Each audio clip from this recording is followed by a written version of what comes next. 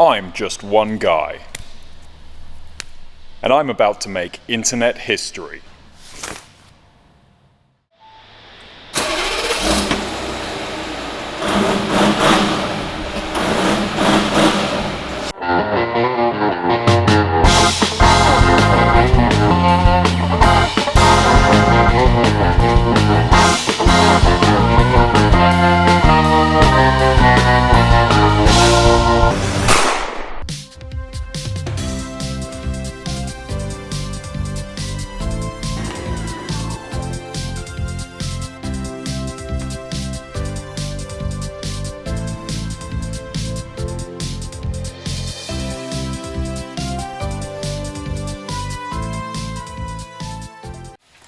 Now firstly, the question on all your minds.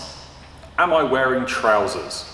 Now that that's out of the way, we can move on to more pressing matters. And seeing as you've read the title of this video, the first of which being why would I make such a stupid vehicle? And there's only one real answer to this.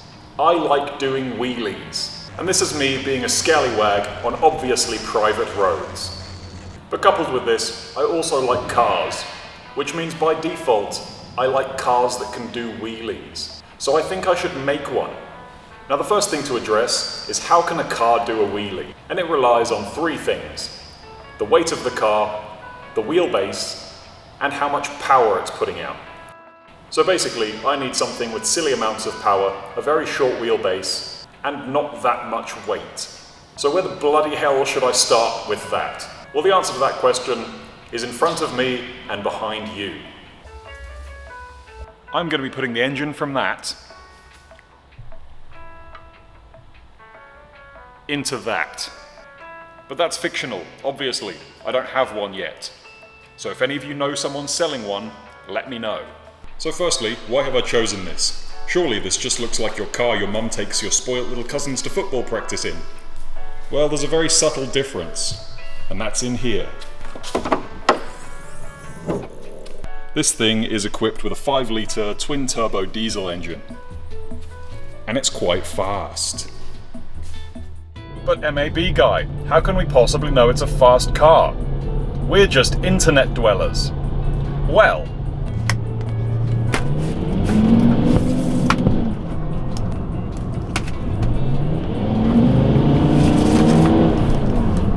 it's not as fast as I thought it was, but it's still quite fast. So overall, I think it's a very cool car, and it's almost going to be a shame to rip the whole thing apart. But the whole thing cost me less than a decent set of tyres, so I don't feel that sentimental about it. Although it does have some very cool features. Sunroof, airbag suspension, fancy heated steering wheel, fancy fully electric seats that do all kinds of things that I never knew possible, fake wood interior, leather where leather should not be. It even has a very nice ceramic coating that means that water doesn't stick to it. And a rather swanky speedo. So seeing as the only important thing about this is the engine, I think we should talk more about that. Now these cars do not from factory have the most stellar reputation, and this is mostly due to the electrical stuff. And some of the things that you find wrong with them are not exactly intuitive. For example, when I got the car, my windscreen wipers weren't working. And to fix it, I had to go into this panel in the rear and disconnect the amplifier for the audio system. Makes sense, right? But aside from this, the other issues that go wrong are the turbos. There's two of them. But before I got this car, it had those replaced by Volkswagen, so those are good for a while. Now the main reason why this is an issue is because people who buy these cars are fancy pants Nancy boys, and they take all their problems to Volkswagen, who see dollar signs, and charge them thousands of dollars for doing tiny little things that aren't really necessary. But the other thing is, because this is a disgraceful family car, with a small engine bay, and they've fitted a ginormous V10 into it, this means that to do some relatively minor things like changing a starter motor or an alternator, you've pretty much got to drop the engine. Now hopefully, this isn't going to be a problem for the transplant I plan on doing. So let's see how that goes. But anyway, about the engine. Now there are reasons why I think that this engine is better than the engine in that, as well as maybe that. And it's because of the fuel injection system. Now this is what's called a PD diesel, or Pumpe douce, however you pronounce it. And there are three commonly used types of diesel. The first that you've all heard of is common rail, This is relatively modern, and what this does is it pressurizes a fuel rail to a very high pressure, which is then fed into electrically controlled injectors. The other type is full mechanical diesel, which uses a pump to pump high pressure to a spring-loaded injector, which once it reaches a certain pressure, will inject atomized fuel. Now this one is slightly different. This is a combination of the two. There's a common fuel rail, but it's low pressure, and each injector is operated by the camshaft. And what this basically means is that you have 10 little fuel pumps with the same effect. And while this is quite expensive to manufacture, as long as you treat them right, it's a more reliable system. However, these types of engines are renowned for eating camshafts, and this is because people use the wrong oil in them. Volkswagen even go as far as to tell you the exact oil you're supposed to use. And there's a very good reason for this. Now, oil has many different properties, one of which is a shear strength of sorts. What this basically means is how resistant the oil is to being crushed. And not crushed under pressure, crushed by objects against each other. Think of it like having a cold. Sometimes your snot is runny, and other times you can chew it up and make horrible shapes out of it. A bit like that. And the cam profile on these camshafts is very sharp, which means that you need a very specific shear strength in your oil. But as long as you can match that criteria, there's nothing wrong with these engines at all. Now, as some of you may know, I'm riding a motorbike from Australia to England. You can see that there. So this project isn't really going to take off until I get back from that.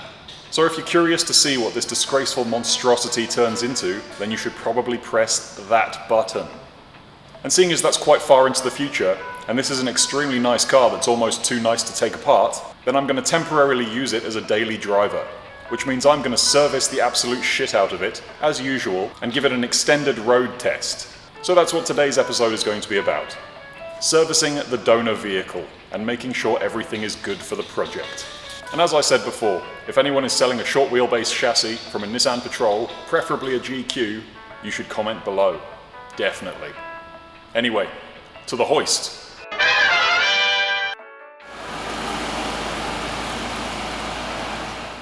Now to begin with, I've got this lovely box of things. And in there is all the things I'm going to be throwing in this car. And it's actually quite intuitive to work on. So basically they've been nice enough to put everything that's serviceable on the top of the engine. Which means the oil filter is here, the fuel filter is back there, there's two of them. And all the air filters are always under here, like normal. Now this is actually a lot better than some other cars. They're supposed to be easy to work on. Not naming any names. So the order of the day today is basically replace all the filters, do everything on the top of the engine, and then I can lift it up on the hoist and drain everything. Delightful, right?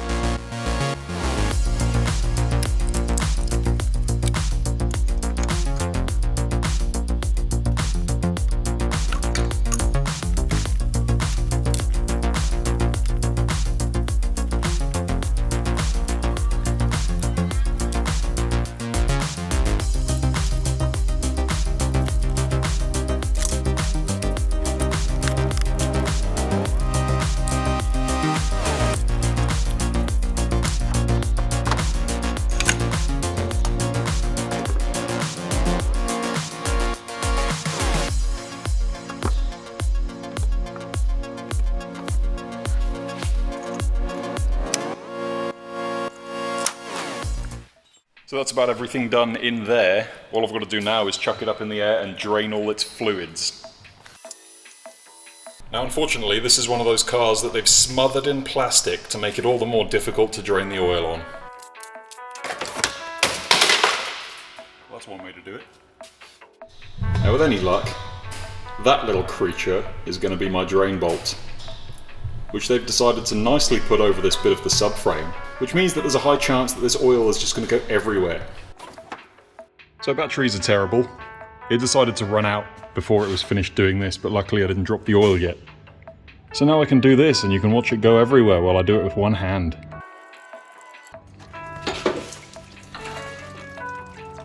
Probably should have taken that little plastic bit off.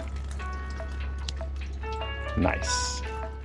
Anyway, while I'm waiting for that hell to drain itself after draining itself all over the floor, I can go over all the bits that I plan on keeping on this car and transferring it over to the Patrol. First being the air suspension. I'm sure there's a way to get it across, and if there is, I'll find a way, because that's quite a cool feature to have. Other things that I'm going to have to deal with are stuff like the ABS and traction control.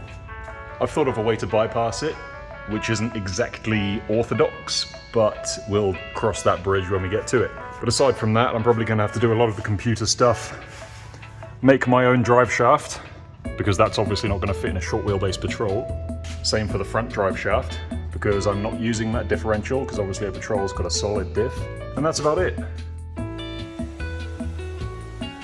This is how you put a hoist down with one hand. Now you know. Now this is the obvious part. Obviously you've got to put the oil back in once you've drained it out, but the thing you're looking for is that 50601, because that's to deal with this PD engine type. Because if you don't use it, you're going to have to replace your camshafts. Anyway, this car uses quite a lot of oil. I think it's about 11.5 litres. So I'm going to chuck that in and see if it still starts.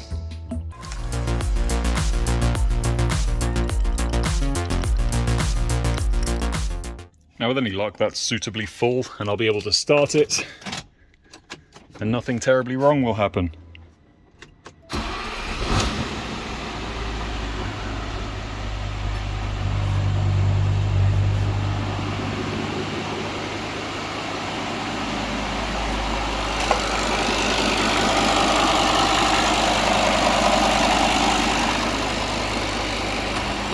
Run that for a few minutes and then check the oil level again.